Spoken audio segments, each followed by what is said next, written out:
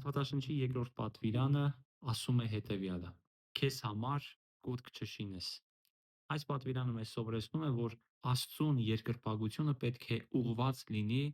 միայն հենց իրեն, Աստծուն, ոչ թե որևէ առարկայի կամ պատկերի։ Ցավոք սրտի, պատմության մեջ մենք ականատես ենք լինում, թե ինչպես են մարդիկ երբեմն խոնարհվել կամ աղոթքարել ինչ-որ արձանների, ինչ-որ պատկերների, սրբապատկերների, դրանք դարձնելով երկրպագության մի մաս։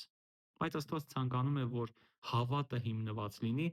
միայն իր կենդանի ներկայության վրա, այլ ոչ թե մարդու ձեռքով պատրաստված ինչ-որ պատկերների կամ առարկաների վրա։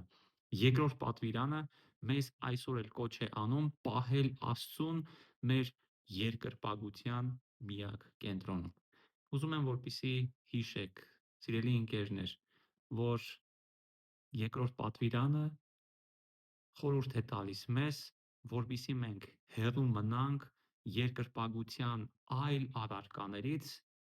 որոնք Աստված այսօր չի սահմանել։ Ես Հովսեփ Սահակյանն եմ,